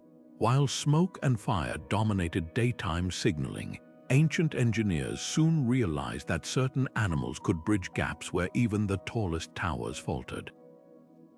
Carrier pigeons, bred for their uncanny homing abilities, became the original text messengers of the ancient world. The Romans perfected this system, stationing dovecotes atop their frontier towers where birds waited with coded lead scrolls tied to their legs. A single pigeon released from a besieged tower could outpace any human runner, flying at speeds over 50 miles per hour to deliver pleas for reinforcements. But the real genius lay in their redundancy. Assyrian military records describe towers sending flocks of 5 pigeons with identical messages, ensuring at least one would evade predators or storms to complete the mission. Dogs played a different but equally vital role in these hybrid networks. Along the foggy coasts of Brittany, towers employed deep-chested hounds whose barks carried farther than human shouts through the mist. These canine sentries wore collar bells tuned to specific pitches, a high chime for land approaches, a low toll for seaward threats. Celtic clans took this further, training dogs to carry not just sounds but physical tokens between towers. Excavations at Scottish Brock ruins revealed bone cylinders etched with tally marks, designed to fit snugly in a hound's leather collar pouch. A shepherd spotting wolves might send a dog bounding to the next tower with a cylinder notched to indicate the pack size, blending animal instinct with early data storage. The most unexpected animal collaborators were honeybees. Minoan watchtowers on Crete maintained rooftop apiaries not just for wax and honey, but for emergency signaling. When invaders approached, keepers would smoke the hives into frenzy, then release the agitated bees toward predetermined towers downwind. Receiving stations spotted these dark clouds buzzing toward them long before human runners could arrive, while the bees' aggressive state discouraged pursuit. This living alarm system proved so effective that modern experiments showed agitated bee swarms could cover 3 miles in under 9 minutes, faster than most ancient couriers over rough terrain. Maritime cultures developed even more ingenious biological solutions. Polynesian navigators stationed frigate birds in coastal towers, harnessing their refusal to land on water. A bird released with a coded fiber tied to its leg would fly relentlessly toward the nearest landmass, leading rescuers to shipwreck survivors. Meanwhile, the Berbers of North Africa employed desert monitor lizards as heat-resistant messengers, strapping tiny water skins and message tubes to their bodies. These reptiles could traverse scorching sands that would kill a human or mammal, their slow but steady pace perfect for non-urgent communications between distant oasis towers. The true sophistication of these systems emerged in their fail-safes. Persian towers along the Silk Road used paired falcons, one carrying the primary message, its twin flying empty as a backup should the first bird be lost. Han Dynasty signal keepers in China trained cormorants to recognize specific tower fire patterns, the birds diving into moats to retrieve floating message capsules only when the correct smoke sequence appeared. This early form of biometric authentication prevented message interception, as the birds refused to retrieve capsules from unfamiliar towers. What's most striking is how these methods blurred the line between domestication and technology.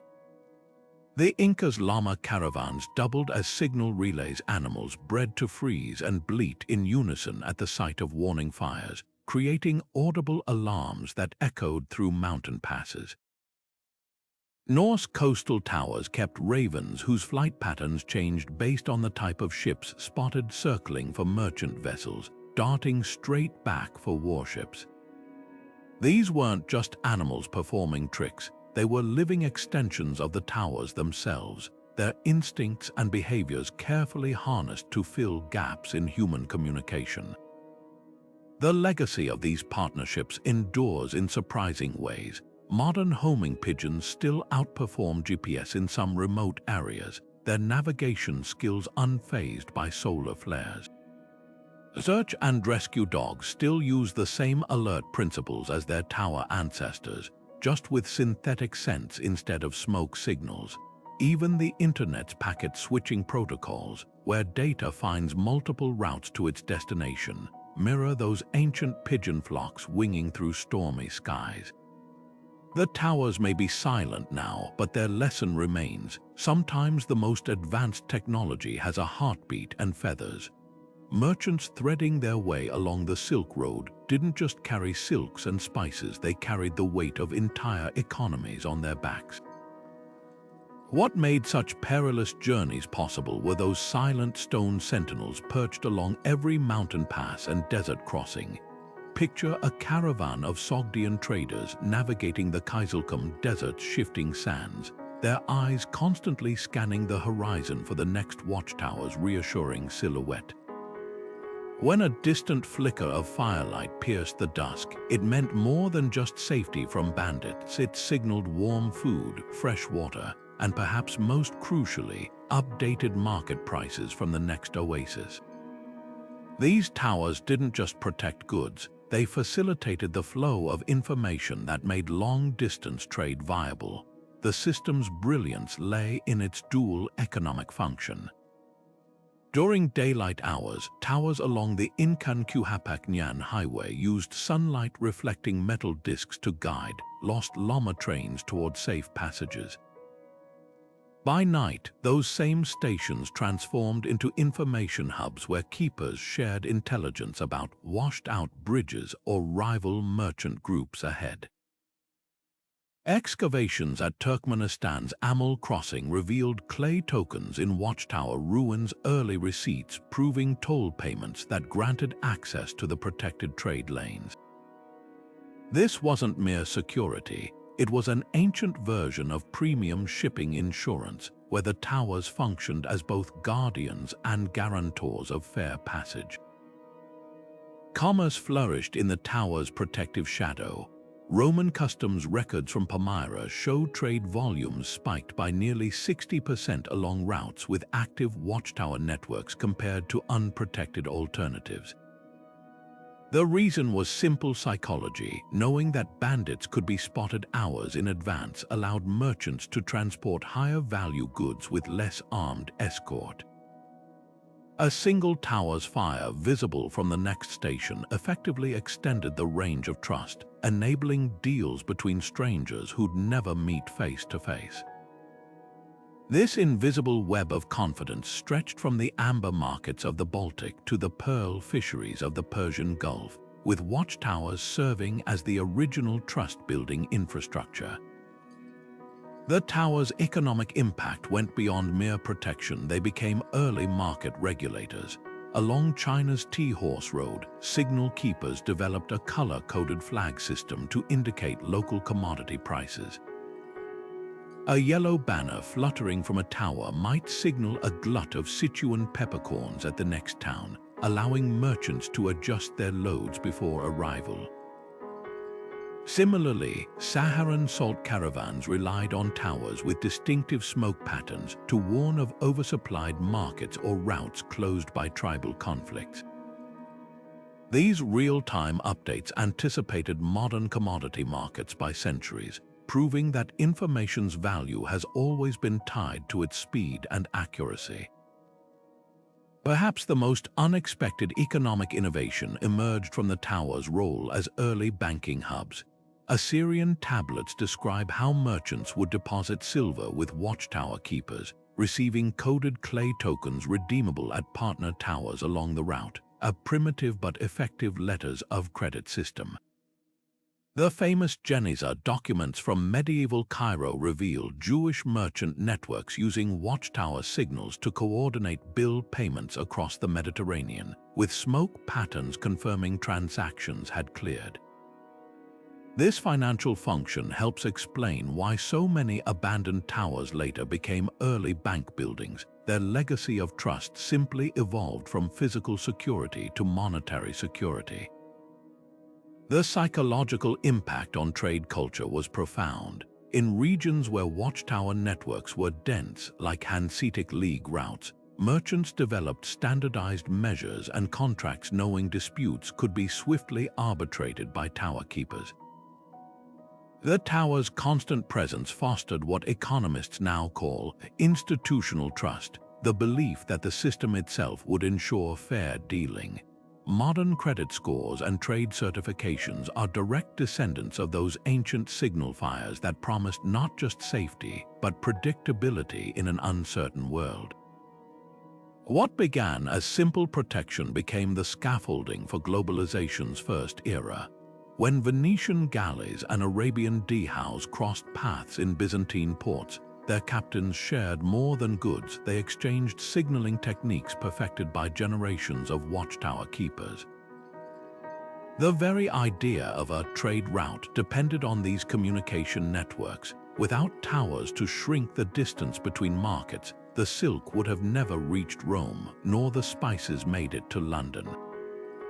Those crumbling stones we pass off as historical curiosities were, in their prime, the pulsating arteries of the ancient economy, proof that commerce has always flowed fastest along lines of sight. The flickering glow of watchtower fires did more than warn of danger. It became sacred light, weaving itself into the spiritual fabric of ancient societies. In the highlands of Anatolia, archaeologists uncovered circular platforms where signal fires doubled as ritual altars, their layers of ash mingled with sacrificial animal bones and votive offerings. These weren't merely functional beacons, they were thresholds between worlds where the act of lighting a flame summoned both earthly allies and divine attention. The Hittites called these fires the eyes of the storm god, believing each tower's glow mirrored celestial watchfires lit by deities to guide human destiny. This sacred connection manifested most powerfully in the concept of eternal flames. The famed fire temples of Zoroastrianism likely evolved from earlier watchtower practices, where keeping a signal fire burning continuously was both strategic necessity and spiritual obligation. A broken chain of fires didn't just mean disrupted communication, it risked severing the covenant between heaven and earth.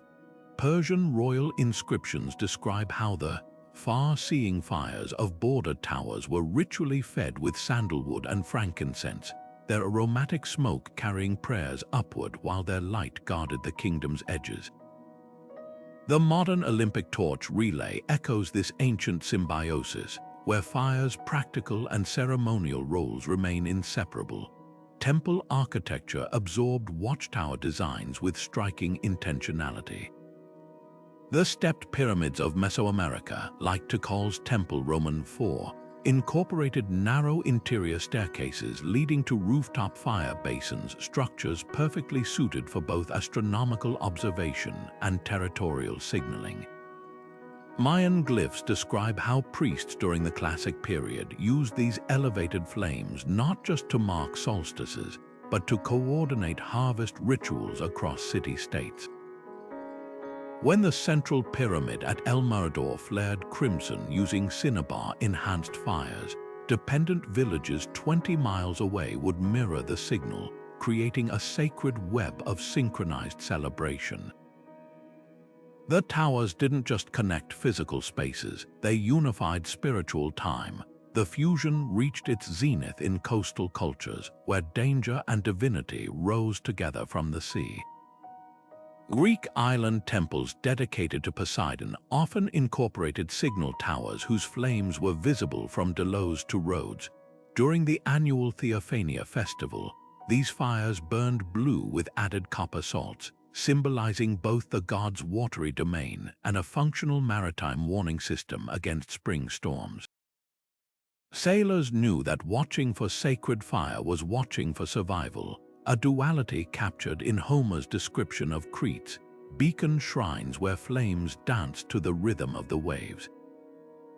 Even the direction of smoke carried theological meaning.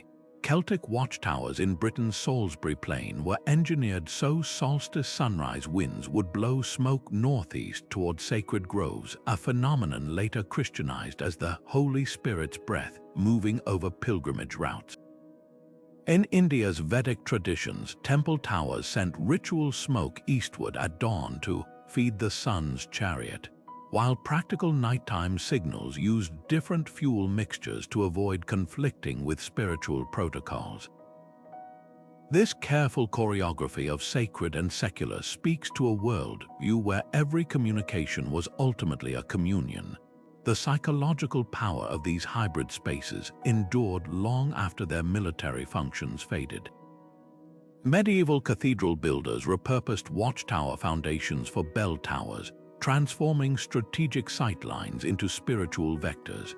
The Campanile of San Marco in Venice preserves its original 9th-century watchtower base, where sailors once scanned for pirate fleets, now its bells call worshippers to vespers with the same urgency as ancient flame signals. The stones remember their purpose, even if the language of their message has changed. What emerges from these layered ruins is a profound truth. Humanity's earliest network communication wasn't just about survival, but meaning-making. When a Babylonian priest kindling a ziggurat signal fire also invoked Marduk's protection, or when Navajo elders sent smoke signals that doubled as prayers to talking God, they were asserting that every act of connection transcends its practical purpose. The towers taught us that to communicate is to participate in something sacred, a lesson resonating today each time we light memorial candles or send hopeful messages into the darkness, still seeking answers from beyond the visible horizon. Those ancient watchtower networks hold up a mirror to our modern communication infrastructure, revealing timeless principles we've forgotten in our rush toward complexity. Consider how the Great Wall's beacon system maintained flawless operation for centuries, not through advanced technology, but by building in layers of redundancy that would make any IT engineer nod in respect. Each tower stocked 3 separate fuel types: dry grass for quick ignition during sudden attacks, slow-burning dung for sustained night alerts, and resin-soaked wood for colored smoke signals. When one method failed due to rain or wind, keepers immediately switched to another. Compare this to today's fragile digital networks that collapse during minor power fluctuations or cloud server outages. The lesson is clear: true resilience comes from multiple parallel systems, not putting all our signals in one fiber optic basket. Simplicity was the Watchtower's secret weapon, a stark contrast to our labyrinthine apps and tangled cables. The Navajo's mirror smoke system could convey 12 distinct messages using nothing more than a polished stone and specific herbs. Modern emergency alerts require scrolling through menus, updating software, and hoping your phone battery lasts.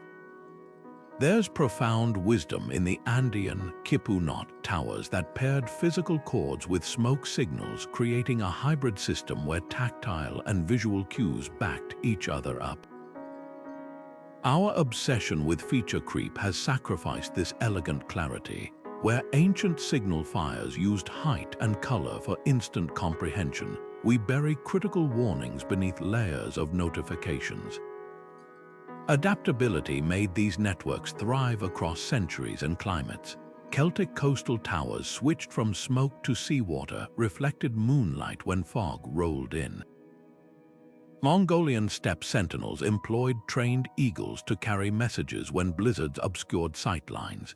This flexibility puts modern systems to shame. How many smartphones automatically switch communication methods when Wi-Fi fails?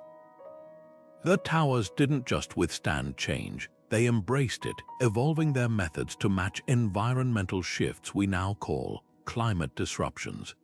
Archaeologists found Byzantine towers that adjusted signal timings based on seasonal bird migrations, using flocks as natural indicators of changing wind patterns. Perhaps the most humbling lesson lies in maintenance. Watchtower networks operated continuously for generations with no tech support beyond basic training. The Roman castrum system's signal towers required just 2 soldiers per shift, one to tend the fire, another to scan horizons. Their modern equivalents demand server farms, software updates, and legions of cybersecurity experts.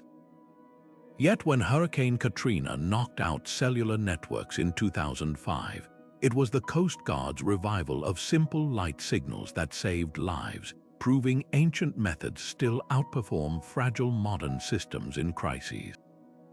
The tower's true genius was their human-centered design.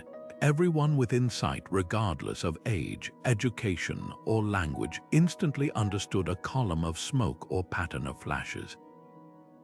No user manuals, no compatibility issues. This universality emerged from iterative refinement over centuries, not corporate focus groups. modern engineers could learn from how signal keepers refined their craft not for profit, but survival, polishing each method until it became instinctive. The abandoned stones whisper a radical idea. Perhaps the pinnacle of communication technology isn't complexity, but solutions so intuitive they feel like natural phenomena. This legacy lives on in surprising pockets of modernity. Submarine crews still learn semaphore, recognizing that lasers and radios can fail under Arctic ice. The FAA trains air traffic controllers with light gun signals identical in principle to Roman tower flashes. Even the Internet's TCP/IP protocol shares DNA with Watchtower networks. Both break messages into standardized packets that find multiple paths to their destination. The difference is that ancient systems prioritized reliability over speed, a trade-off we've reversed at our peril. The path forward may lie in hybrid thinking. When Taiwan implemented its earthquake warning system, engineers combined satellite alerts with revived tower-like sirens in remote villages. During the 2011 Tohoku tsunami, Japanese communities with both smartphone alerts and old-fashioned shoreline watchtowers had significantly higher survival rates. These successes point to a golden mean, leveraging modern technology while preserving the simplicity and redundancy baked into ancient designs.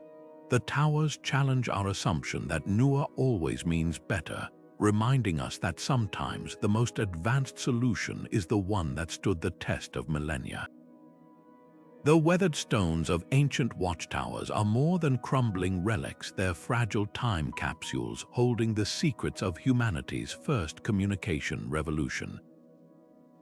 From the windswept cliffs of Ireland's Aran Islands to the sun-baked mesas of New Mexico, these silent sentinels face modern threats far beyond what their original builders could have imagined. Looters chip away at tower stones for black market artifacts, while climate change accelerates erosion on structures that stood firm for millennia. In Turkey's Cappadocia region, entire Byzantine signal networks are vanishing as soft volcanic rock collapses under increasingly extreme rainfall. Yet in this race against time, archaeologists and local communities are fighting back with ingenious preservation techniques that blend cutting-edge science with ancient wisdom.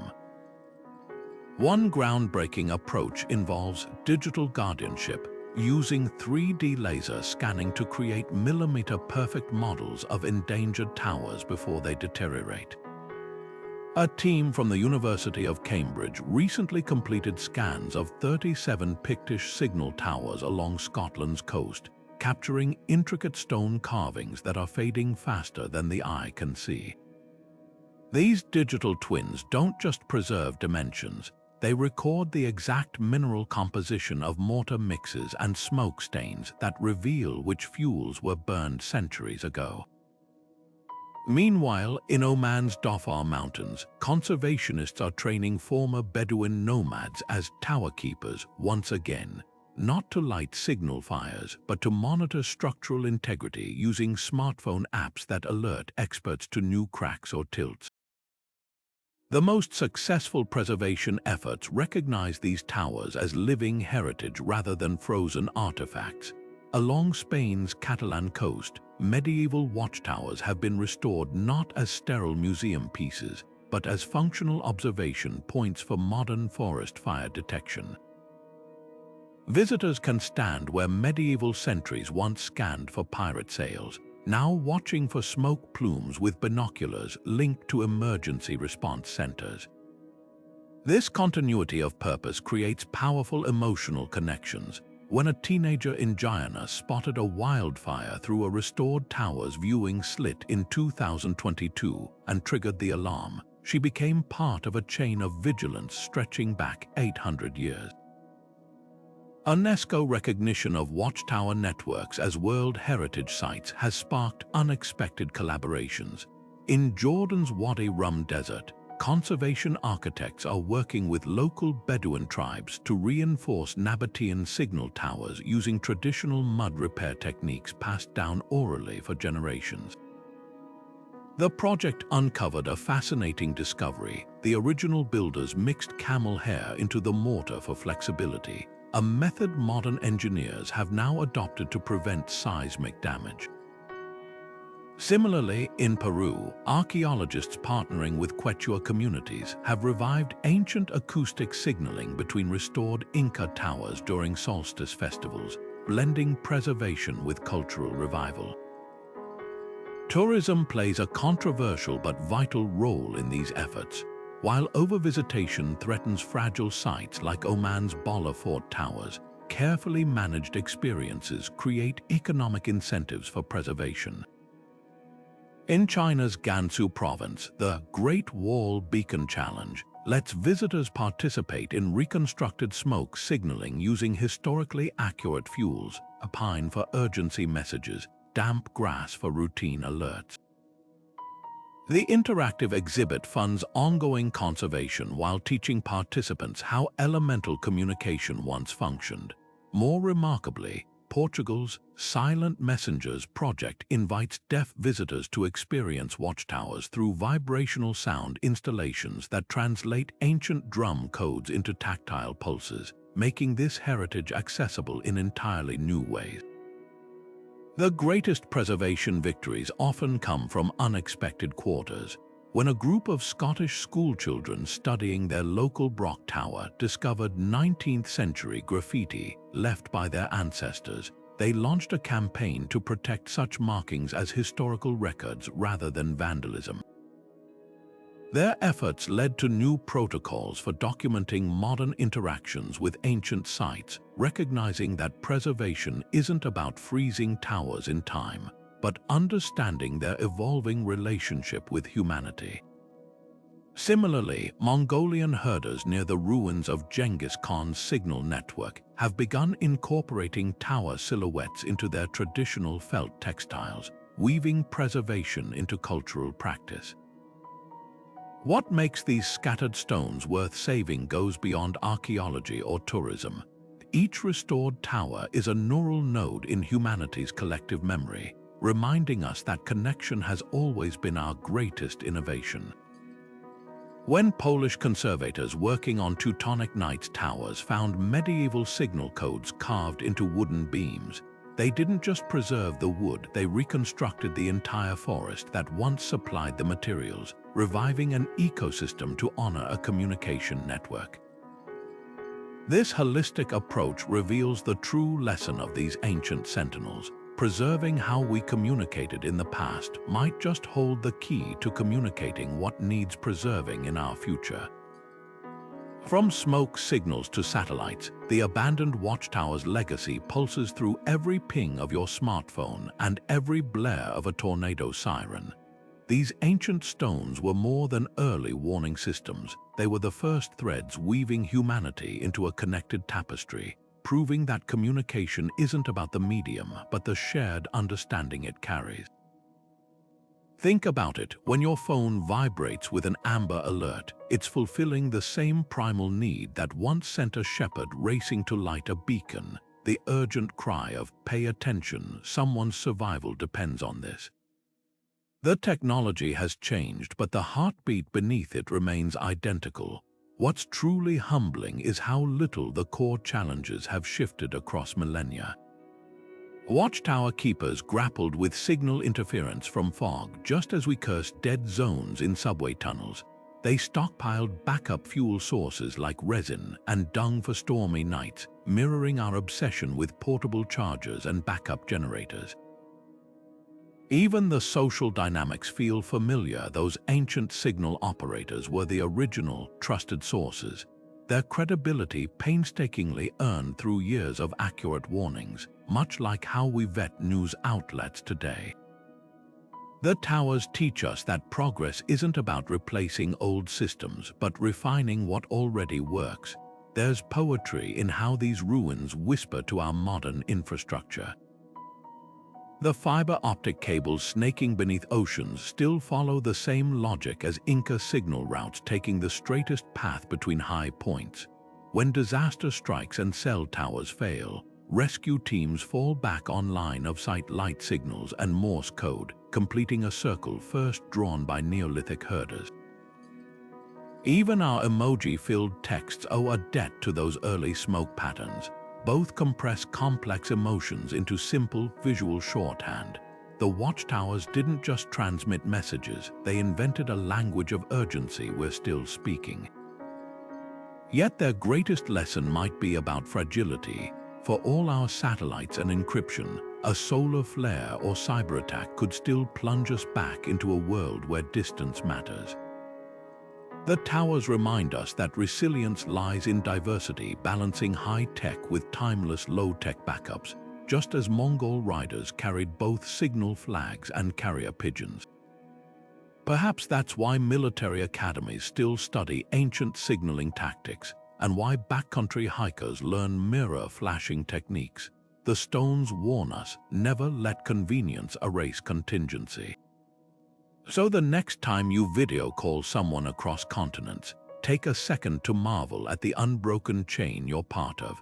Your Wi-Fi router is the spiritual descendant of a Mesopotamian watchfire. Your screens glow a distant cousin to beacon flames dancing on a Grecian hillside.